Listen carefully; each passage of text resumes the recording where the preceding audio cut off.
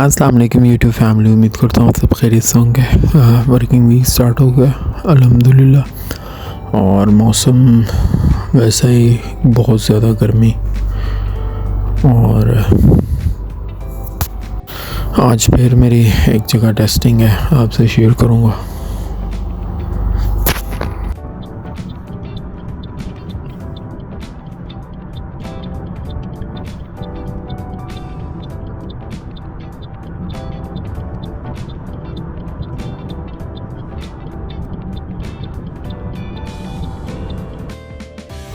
जी मैं पहुंच गया हूँ कस्टमर साइड पे। इधर थोड़ी अभी सेटिंग वगैरह करनी है।